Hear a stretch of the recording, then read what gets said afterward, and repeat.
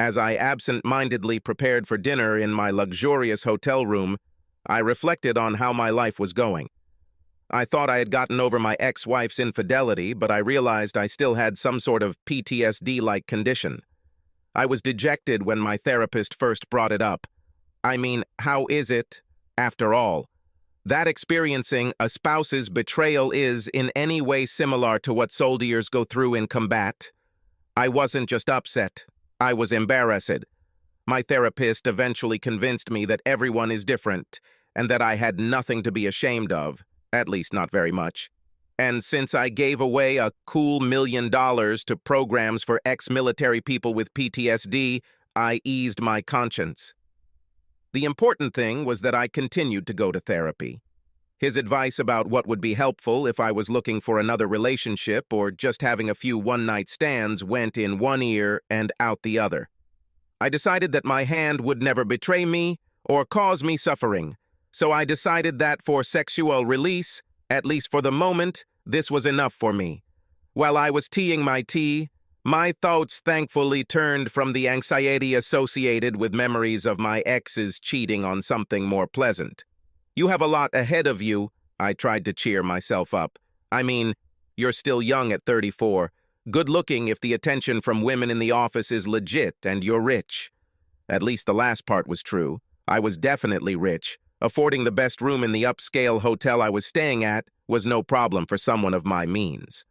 Although I was born with a silver spoon in my mouth, I became successful myself and grew the company my grandfather founded 100-fold and added other successful companies to it. Then why can't I turn my business acumen into a successful relationship with a woman? Flashed through my head, and I began to feel bad again. Why do I get nervous around all women when I'm in society? Has cheating on my ex made me fearful? Luckily, just at that moment, the doorbell rang. Yes, my hotel room was so luxurious that it had a doorbell. This brought me out of the state of re-emerging malaise. I looked at my watch. Chris is just in time, I said to myself as I walked from my bedroom, through the large, ornate hallway, to my door. One of the few things that brought me joy after my divorce from my cheating ex was giving money to worthwhile charities, such as the ones mentioned above that treat PTSD and ex-military people. My staff set up a meeting in Seattle with the outreach director for a charity called Escort to Success. This is a local charity that has actually had success in moving homeless women out of poverty and into the workforce. Unfortunately, due to my phone being out of order for some unknown reason the previous day, I did not receive an email from my staff with information about Chris and the charity, but this was not a big problem as I could easily get everything necessary at dinner and at the charity office the next day.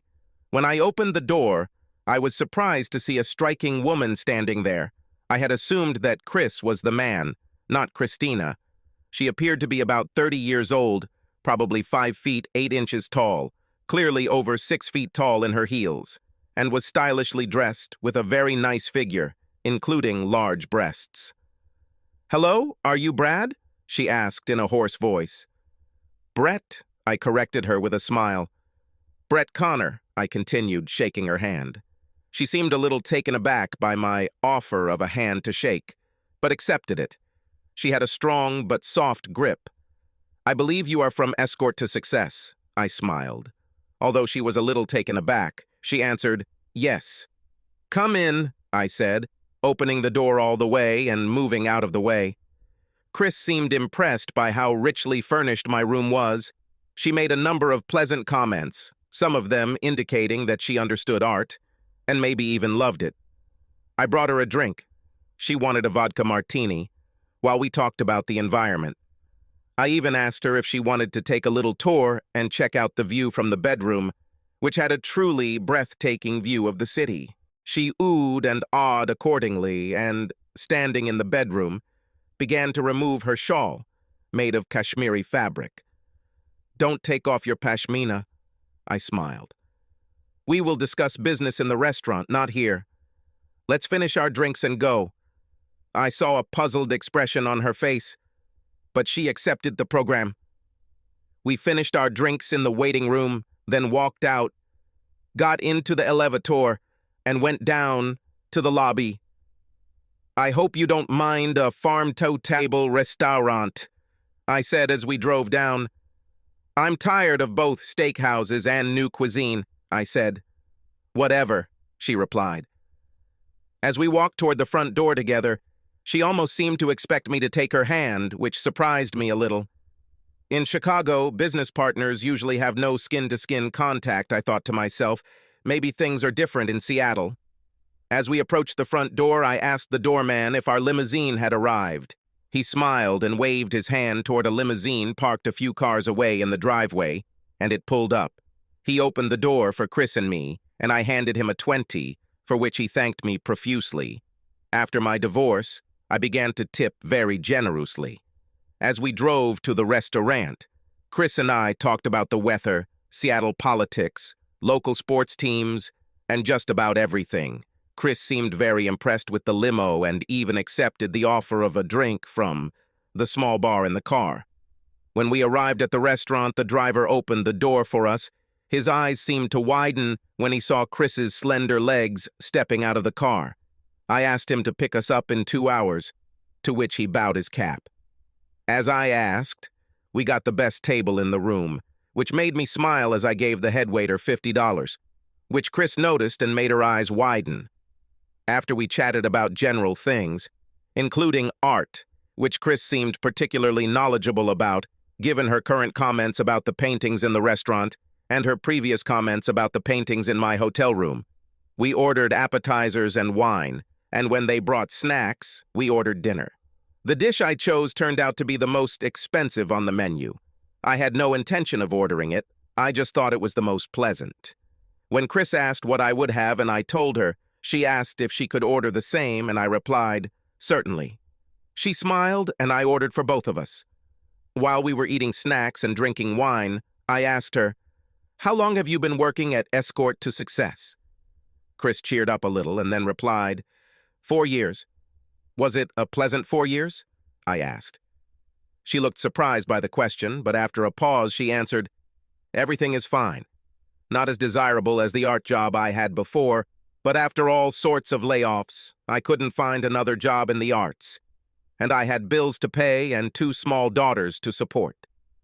She went on to talk about what kind of work she had in the art world before, and that she was a single mother with no man in the girls' lives.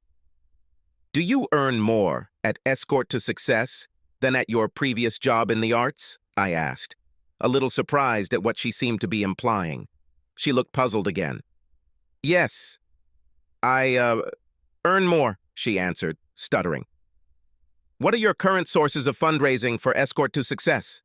I asked. This time she was truly puzzled. After a long pause, she said, I don't think we have a connection, Brett. I'm not sure we're on the same page. She was about to say something else, but then her cell phone buzzed.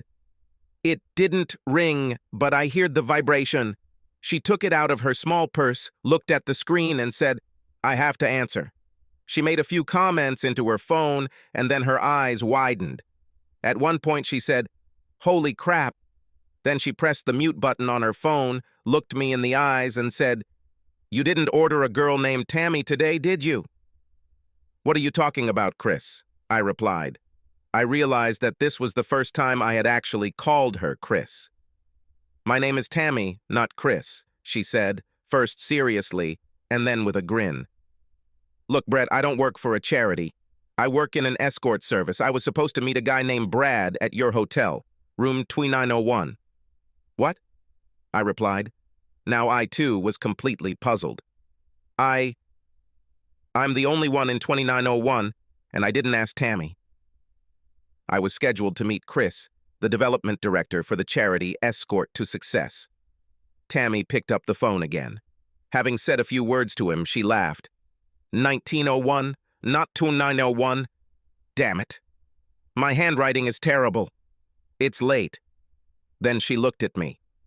Despite the confusion, do you mind if I stay for dinner? After a pause, I smiled. No problem.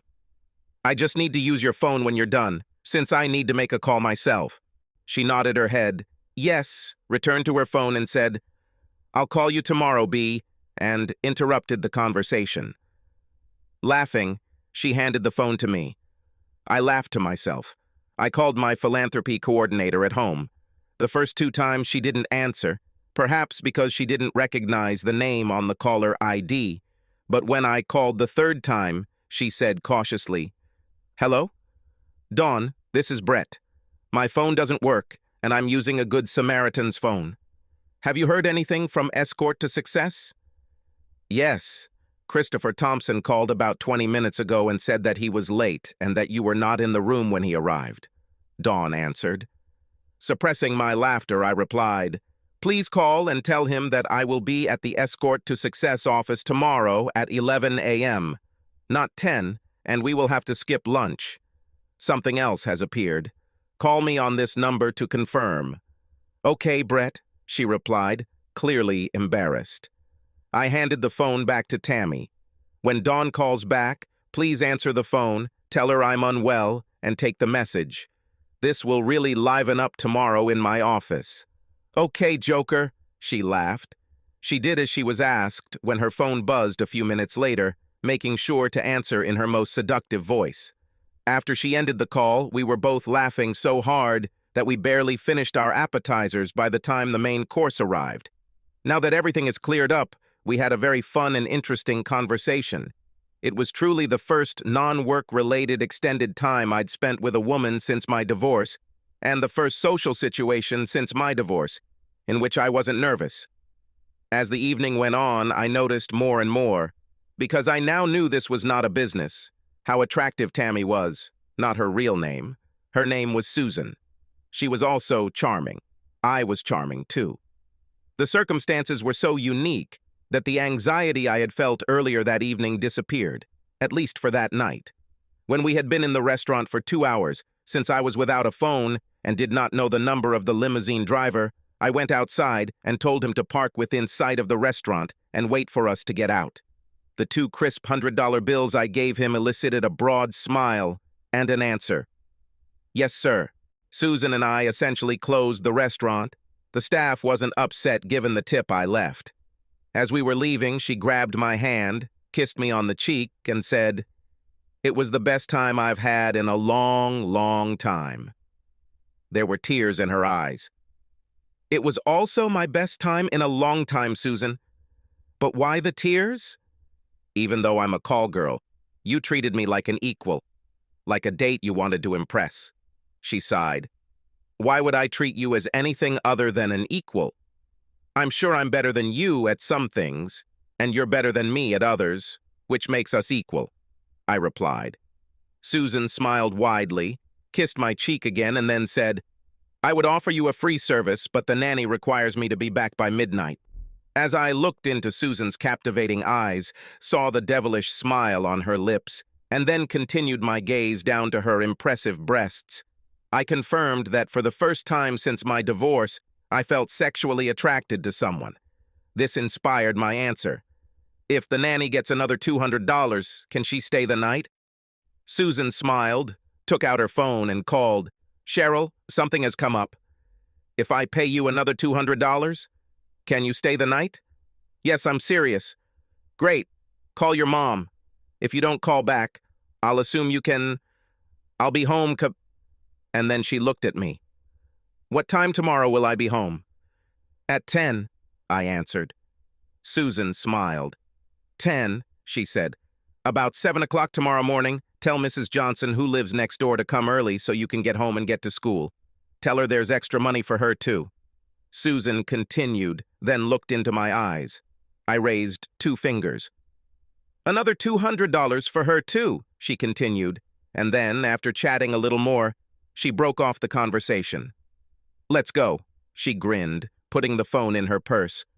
"I haven't provided free services for many years, but I can't wait to please you. My rules." I smiled devilishly. "I'm taking my time with you, and I intend to do everything possible so that you never forget this night." On the way back to the hotel, we took off in the limousine. The driver was happy with another $100 bill I gave him. When we got to my room, we undressed in the hallway in record time, and I carried her to the 4-post bed in the bedroom. The 3 rounds I had from midnight to 8 the next morning left me more serene than any other sexual experience I've ever had in my life, including my ex-wife, who I actually once loved. Not only was Susan a goddess when it came to her looks, but she did things to me that I never thought were possible. Despite the fatigue, because we slept very little, the next morning we were both cheerful. We ordered breakfast to our room and showered together before it arrived. The wide-eyed waitress was delighted by the $20 in cash I gave her.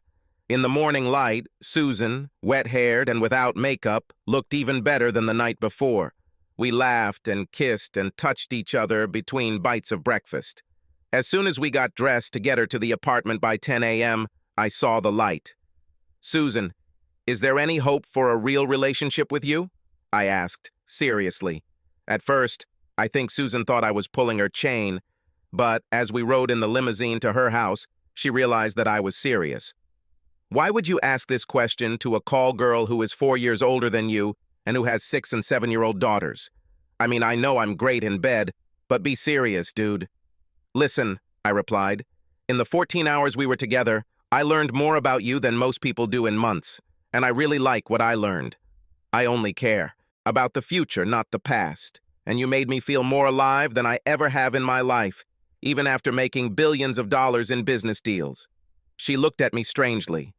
"I have a plan. I haven't thought about it for long, but enough to complete the first part. How much are your expenses per month?" Susan was stunned, but not so stunned that she couldn't respond. "About $6,500. Okay, how about we take a month's sabbatical? I'll write you a check for $13,000 right now, which is double your expenses.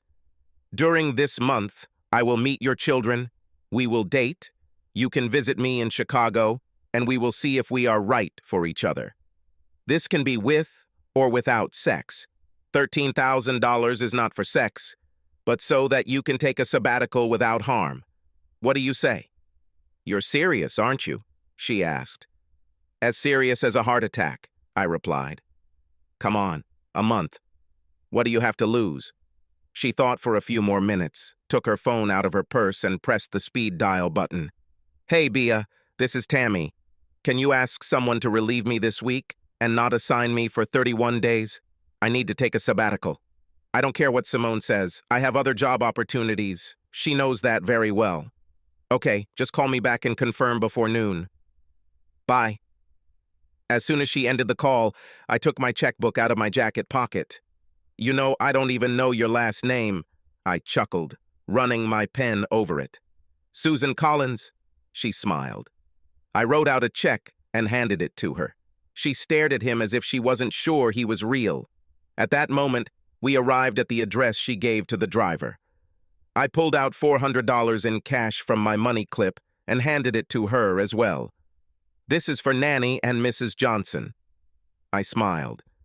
She quickly kissed me on the lips and, about to leave the limousine through the door that the driver held open for her, said, "Be here at 7 p.m. to meet my daughters for dinner."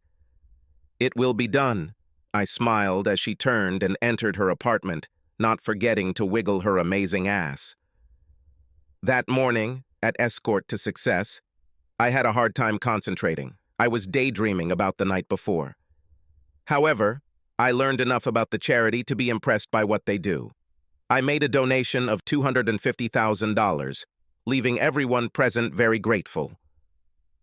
Before leaving, I asked one of the employees, who herself had an 8-year-old daughter, what 6- and 7-year-old girls would like to receive. She gave me a list of 5 possible gifts and pointed out the store that most likely had them. I bought a dozen pink roses for Susan and relatively modest gifts for each of her daughters.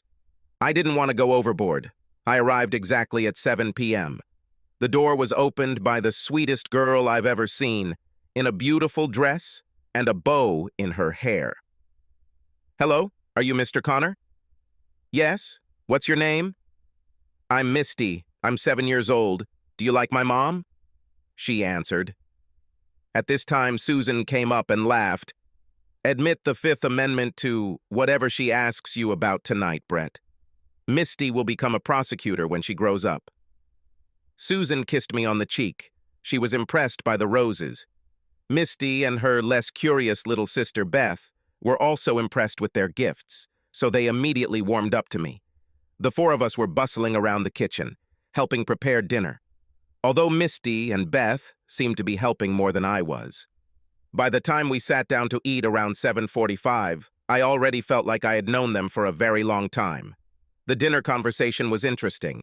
Misty asked questions like a prosecutor and made awkward, to Susan, remarks that only a little girl could make. The most embarrassing statement was, "You know, Mr. Connor, Mom never invited men to dinner with us. She must really like you." I laughed and said, "She admits the fifth." "What does it mean?" Beth asked. "That means I won't comment on it." Susan grinned. The food was truly excellent. After dinner, we all helped clean up. Susan taught her daughters well. We talked for another half hour, during which time I looked around and saw how tastefully Susan's apartment was decorated and how selectively she selected the works of artists. After our conversation, Susan sent the girls to get ready for bed. There was no conversation. After putting on their pajamas, they returned to the living room. Beth timidly approached me with a book called Dragons Love Tacos. "Won't you read it to me in my bedroom?" she asked timidly. "Honey, Brett and I are going to have a grown-up conversation. He's not," Susan said before I interrupted her. "I would love to, Beth." I smiled, looking at Susan, and saw a wide smile on her face. "Will you put me to bed, Mom?" Misty asked. Susan went to Misty's room, and I went to Beth's room. The book was absolutely hilarious. Even funnier was the fact that Beth corrected me if I missed a word or explained a picture poorly. Apparently, she had the book memorized. After I kissed her forehead and said goodnight, when I went to turn off the light, she asked, "Will we see you again, Mr. Connor?" "You can count on it, honey," I laughed. Susan returned to the living room with a glass of wine in her hand and a glass poured for me when I returned. "Sorry you got overwhelmed," she chuckled. "I was flattered. I always wanted kids, but I left my ex before we had them. You two are just lovely," I answered honestly. "They are my life," Susan said sincerely. After a few more compliments about the dinner, her taste in decoration, etc., I said, "Okay, Susan, are you ready to plan some activities for the future? I can only stay in Seattle tomorrow and the next 2 days, and then I have to go back to Chicago. What's your schedule for the next 2 days?" With the exception of 90 minutes at the gym every day, which I never miss, and getting the kids ready for school and getting them back, I want to spend time with you to find out if you're really serious about a relationship and how it might work. I'm also wondering why someone as rich as you would be interested in me, and what would your family and friends say?" She answered in a completely calm voice. "Great. I hope you don't mind if I train at the same time, although you'll probably put me to shame. As for what others think, I don't care. In the meantime, we can go wherever we want and take girls when it's appropriate. But let's make a schedule for the rest of the month." I smiled. We spent the next 2 hours negotiating, talking, comparing schedules, and exchanging ideas. About every 15 minutes, she would lightly hit me on the shoulder and say, "Stop staring at my tits," or "Stop staring at my thighs," depending on the situation. I just grinned and continued to stare, every chance I got. By 10:45, we had everything planned. As we said goodbye, Susan gave me a searing kiss and then moaned, "I'd like you to stay the night, but I'll never invite anyone over while my girls are here unless I'm in a serious relationship." "I understand," I chuckled. "I told you that this month is not about sex, although I would not refuse it, but about the possibility of relationships. See you tomorrow at 10 in the morning to go to your fitness club," and received another passionate kiss before walking out to the waiting limousine. When I arrived at 9:35 the next morning, Susan was already dressed in her workout uniform. "Do you have a change of clothes in this suitcase?" she asked, pointing to the bag in my hand. "Of course there is," I answered. "Free your limousine for the day. I'll take you wherever we need to go," she said. I did as ordered, and we got into her Prius. "I see that you drive an environmentally friendly car." I smiled.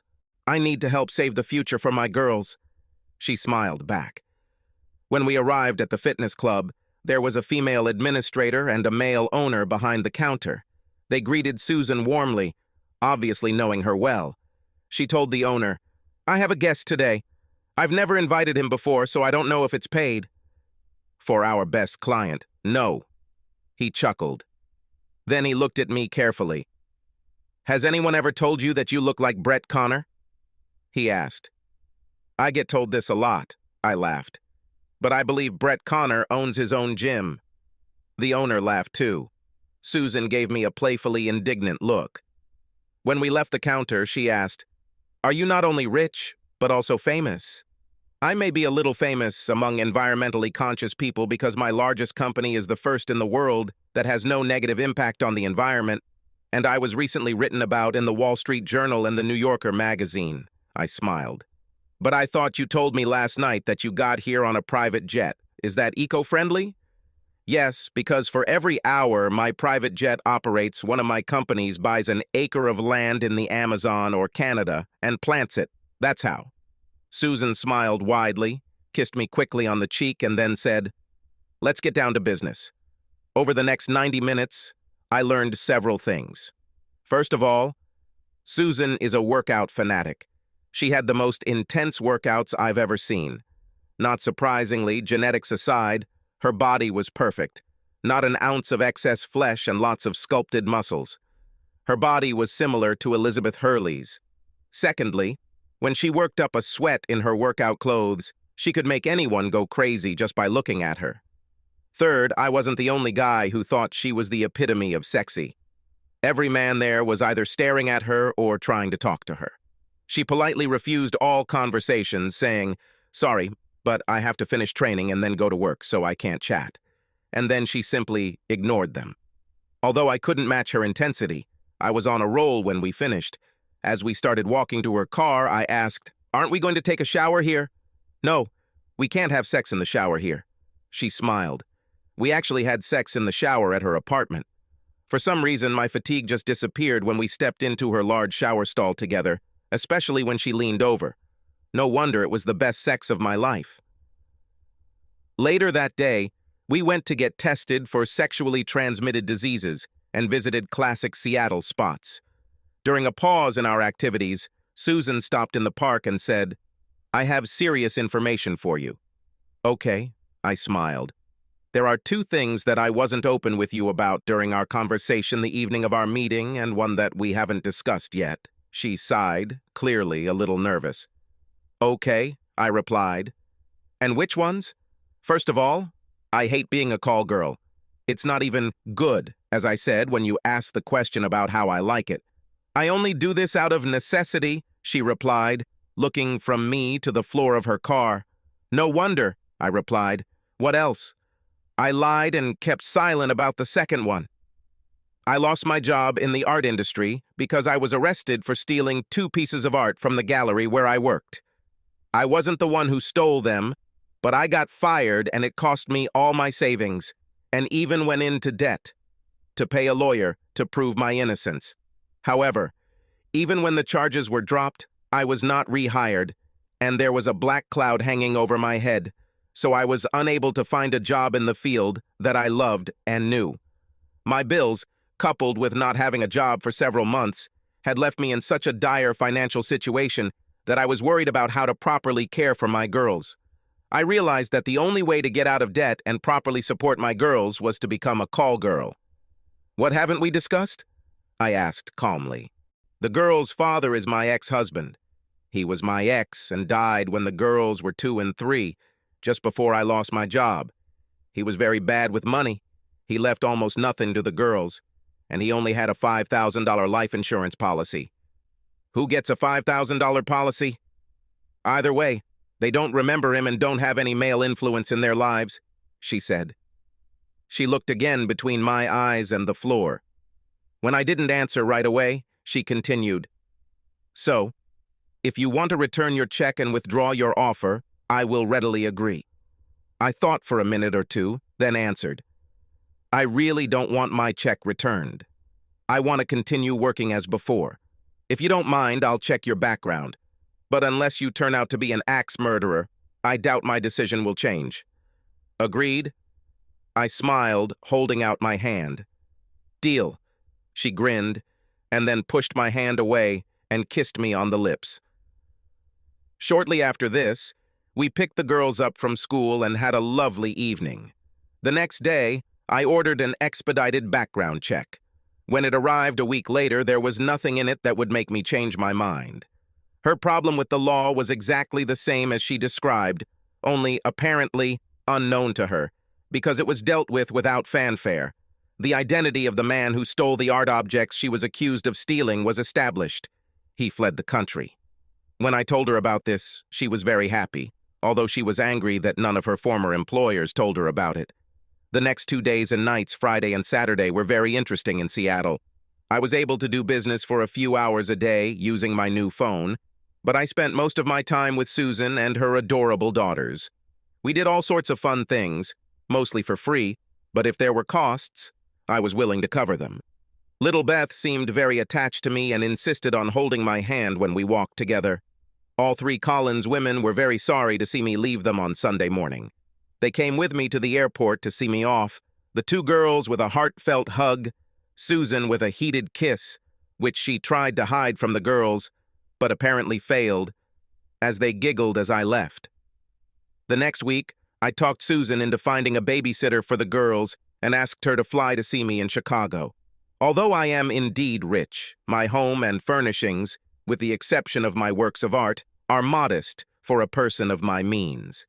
Susan seemed impressed by this.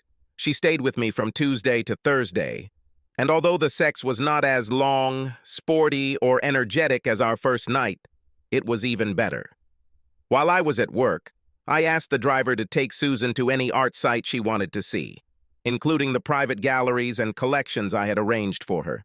The next week, in a phone conversation, I asked her to take Misty and Beth with her from Wednesday to Sunday. But they have a school, and the school they go to doesn't allow unexcused absences. This could be very bad for me and for them. "Susan," I answered, "whoever said that money can't buy happiness is 100% right, and I'm a living example of that. However, money can buy almost everything else. Give me the director's name and number." She did so. I called. The absences were excused, and the school staff did their best to give the girls what they were missing so they could take it with them. In return, the school received a new, state-of-the-art audio-visual system. The girls really liked the Chicagoland area where I lived. There were a lot of interesting activities, and there were other children around.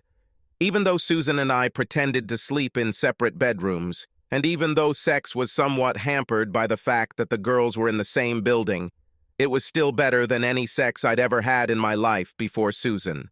Late Saturday afternoon and night, I took a very bold step, something that Susan was wary of, but agreed to, probably because at that moment she believed that there was at least a 25% chance that we could actually have real relationships. We went to meet my family, including my upper-class parents, my younger brother and his wife, my favorite cousin and her husband, and my brother and cousin's 3 children. I bought Susan a new outfit that was the right mix of sexy and formal, as well as new dresses for both girls, which they chose themselves, ignoring both mine and Susan's wishes. Susan was charming.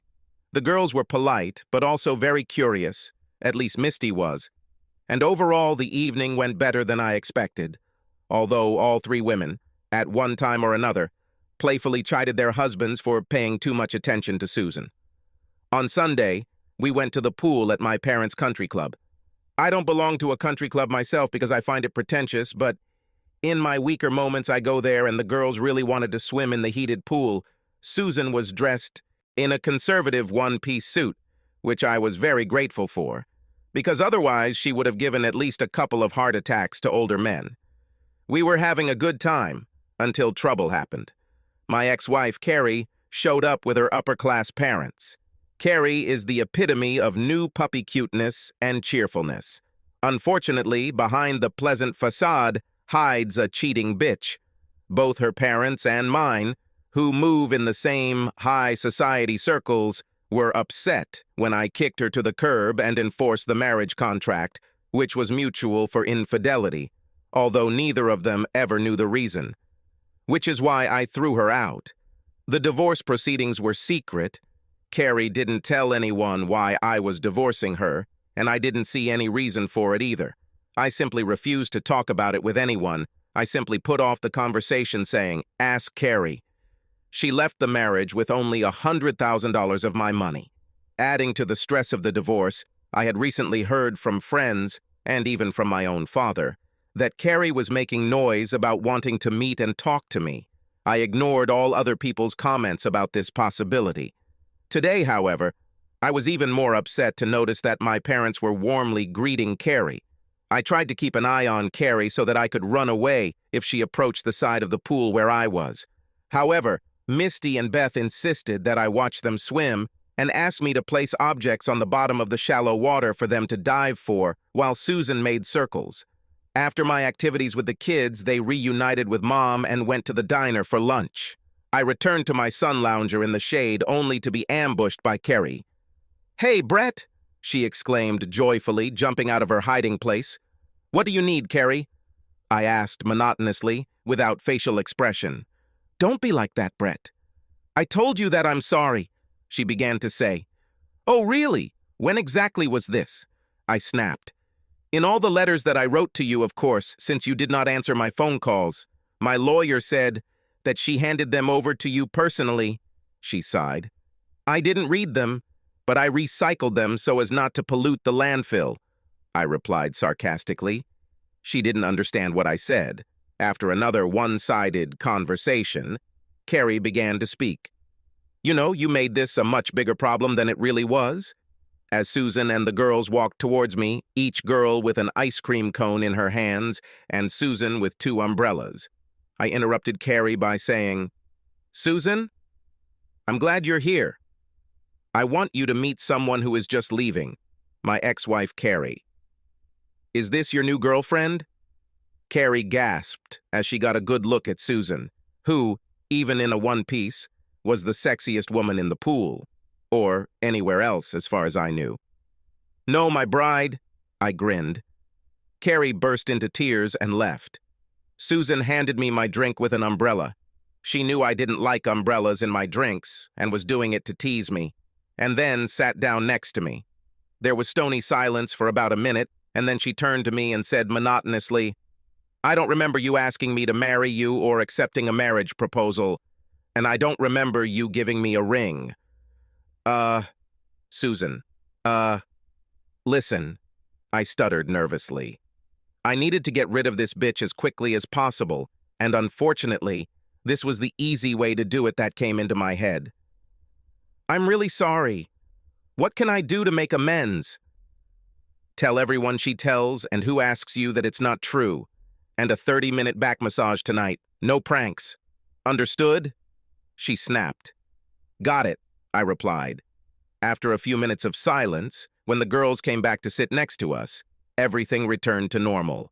I didn't know what to make of Susan's reaction to my fiancé blunder. That evening, I gave her a full 30-minute back massage, not allowing any touching until it was all over. But the session that followed was fantastic. Although I felt overwhelmingly tired, I was really sorry that Susan and the girls left early Monday morning, early enough that with the time difference between Chicago and Seattle, they could get to school on time. Susan seemed to completely forgive me for the bride comment, given the searing kiss she left me with while the girls sulked because they were sad to leave. I was scheduled to fly to Seattle on Wednesday evening that same week. I talked to my 3 girls on the phone Monday and Tuesday evenings, and to Susan several times throughout the day, usually shortly before and after her workout. On Wednesday afternoon, I was finishing up some last-minute chores when my secretary called me and said, "Your father is coming up to your office." It was quite unusual for my father to come to my office, since I had complete control over almost every aspect of our companies and we could usually resolve any issues he raised over the phone. But it was far from unprecedented. Therefore, I did not think about it. My father never knocked when he came to my office. There was no need for that. After we hugged like men, he closed the door and sat down at the table. "Son, there is something serious that I need to talk to you about. I've talked to the Smythes. The Smythes are Carrie's parents, and your mother, and we really think you should give Carrie another chance." I frowned. I already told you this won't happen. Stop it. Listen, I know that you are fascinated by this sexy adult woman, Susan, he began to say. How do you know that she is older than me? I snapped, because no one could tell that just by looking at her. Well, that's another thing I wanted to talk to you about. I checked her background. She is 38 years old and has been working as a call girl for the last 4 years, and before that, she was arrested for art theft, he replied, with a smug look on his face. It no longer works and is completely justified, I answered calmly, although everything was seething inside me. My father was amazed. Do you, know? He stuttered. Yes, I knew from the day I met her, and I intend to marry her if she agrees, I answered, again as calmly as I could. But, you can't, he stuttered. What will our friends say? First of all, none of your friends will know about her past unless you tell them. Secondly, if you tell me and I have to choose between you, Susan, and her girls, then if Susan marries me, I will choose her. Thirdly, I don't care what your friends think, I growled. You can't talk to me like that, he grumbled. I just did it. Now, if you don't have anything to do, get out of my office and be very, very careful about who you share your information with, I growled. With these words, I stood up, walked to the door, opened it, and waved my hand to him. He left with a red face. I immediately called my mom and told her what had just happened. She pretended that she didn't even know that my father was conducting an audit, but since she was the real boss of the family, there was no way he could do it without consulting her. I ended the call with, I'm serious, Mom. If Susan accepts me and I have to choose between her, you and Dad, then it will be her. Then I hung up without waiting for an answer. Even though it was difficult, I still did what I needed to do before leaving for the airport. And on the plane, I was able to calm down and strategize. Susan, Misty, and Beth met me at the private jet terminal at the airport. I was very happy to see them. I invited them to dinner, read Beth's Dragons Love Tacos too, which she also memorized, and then sat down for drinks with Susan. How was your week? She asked. Everything is the same. Everything is the same, I answered. Nothing unusual? She asked. Nothing I want to talk about, I replied. However, there is something else I want to discuss, something important. Is now the right time? Probably the best time, she joked. Susan, while it goes without saying that you are the most outwardly beautiful and sexy woman I have ever seen in my life, what impressed me more than your looks is your intelligence, strength, and overall inner beauty. I'm so impressed with what a great job you do raising your 2 little angels and how confident you are despite your setbacks in the art world. I paused and took a deep breath, looking down at the carpet, into her piercing emerald green eyes, and back down at the carpet before continuing. What I want to say is that I am madly in love with you, and I want to ask you to marry me, but I don't know what your reaction will be, I stuttered. Interesting, she smiled. To continue our conversation, I must tell you about the phone call I received about 2 hours before your arrival. Your father called me and offered me $3,000 if I would kick you out of my life. Moreover, he told me that a woman like me would never fit into his family, and that you would become an outcast if you convinced me to marry you. How does this impact our discussion? She said calmly, then took a sip of wine. Everything was boiling inside me. I had never been so angry in my life, not even when I first found out about Carrie's infidelity, but I calmed myself down. I can understand how $3 million tax-free might appeal to you. It's a way to ensure your daughter's economic future. However, I don't think you are driven by money.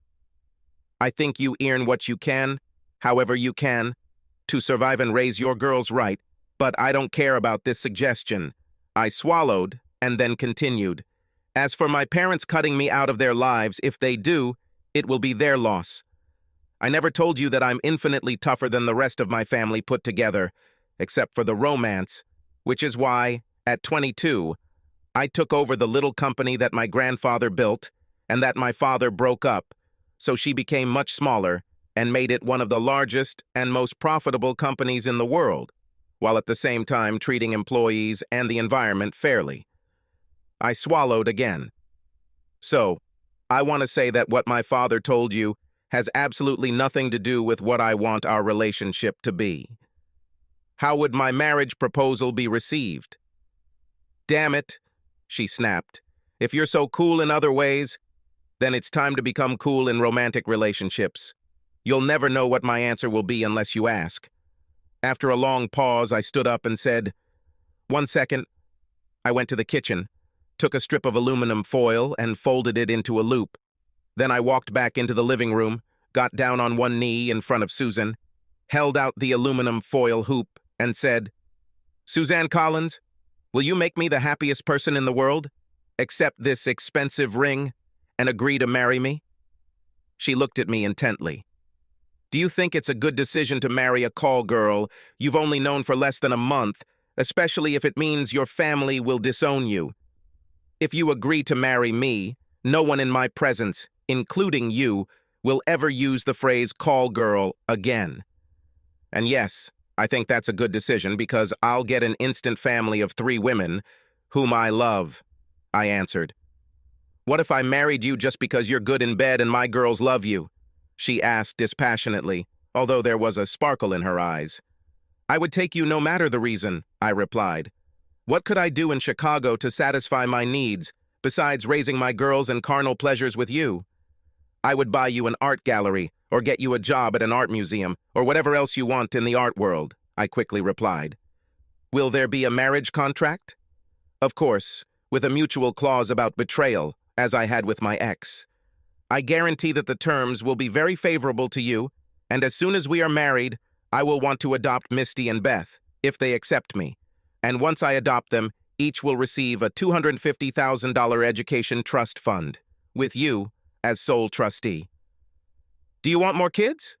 I would like 1 or 2 more children, but if this is not within my power, I will be very happy with the 2 wonderful young girls my wife has already given birth to." An evil smile appeared on her face. She stood up, helped me to my feet, took the aluminum foil ring, and, holding my hand, led me to her bedroom. Without further ado, she undressed us both. "Yes, I will marry you. Now place this priceless symbol of our commitment on my finger." She held out her left hand and I placed it on her ring finger, promising to go to the jeweler the next day. I think I had the best night's sleep when I hugged her in the spoon position. The next morning, we were woken up by 2 excited little girls jumping on us. "What are you doing here, Brett?" Misty asked. Since last week, I made the girls call me Brett. "There's something important I need to talk to you and Beth about this morning, so I wanted to stay the night so I could be here early in the morning," I replied. This seemed to satisfy them, and then Susan said to them, "Go have breakfast, we'll be right back." After they left, I asked Susan, "Did you really accept my offer?" Smiling, she raised her left hand with an aluminum foil loop on her ring finger. "As I said last night, with your permission, I would like to ask the girls individually if they would do me the honor of allowing me to adopt them," I said cautiously. Susan's eyes welled up with tears. "This is so cute. They would love it. I would love it. If it wasn't a school day, you'd be getting a reward for it right now. Maybe after they leave?" I grinned. "Maybe," she laughed. It was early enough that I could talk to each of the girls before they left for school. The words and answers were basically the same for both girls. I talked to Misty first because if there was a problem, it would be with her, because Beth had already told me that she wanted me to be her father. "Misty, I have news and something I want to ask you, okay?" "Okay, Brett. Your mother agreed to marry me, and I want your permission to adopt you when we get married so that I can truly be your father and not just your mother's husband." "Can I call you Dad if you do this?" "I wouldn't want anything better," I replied. "Okay, I would really like that. I never had a dad and you'll be a good dad." She giggled. I hugged her and started crying. "Why are you crying, Dad?" "Because I'm so happy, daughter. Susan wanted the girls to finish out the school year in Seattle, and since it was already early May and we had a lot to do to prepare for the wedding, that wasn't a problem. The wedding was supposed to take place in Chicago, so that after it, the children would be in their new home. Sometimes they came to me, and sometimes I went to them. While Susan was very excited, Misty and Beth's excitement levels seemed to be through the roof, especially when they found out they would be the flower girls at the wedding. I told Susan to hire a wedding planner and do whatever she wanted. "What is the budget?" she asked. $500,000, I replied. "Too much," she replied. "No more than $100,000. Give the rest to charity as our wedding gift to the community. I also think we should write no gifts on the invitations and list 3 charities we want to support with donations instead of gifts." Every day, I loved this woman more and more, as each new facet of her personality was revealed. Once the date was set, in June, 2 weeks after Misty and Beth would graduate from school, I emailed, no call or visit, my parents, "Susan and I are getting married in June. If you want to attend, let me know 10 days in advance, and have Dad apologize to me and Susan for his disgusting phone call to her. If not, then in the future, we will communicate only on business questions." My parents agreed, as did Susan's parents.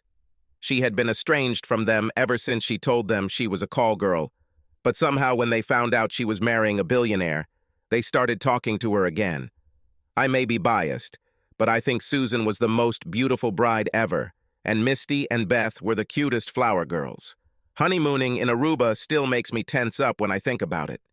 We wasted no time in having our last 2 children. Our boy was conceived in Aruba and our girl 2 years later, probably during a trip to New Zealand. Misty and Beth are 2 of the most well-adjusted 16 and 17-year-olds I've ever seen, and are almost certainly on their way to top-tier universities, and will be highly productive members of society. Now, 10 years after Tammy walked into the wrong hotel room, I am the happiest guy in the world.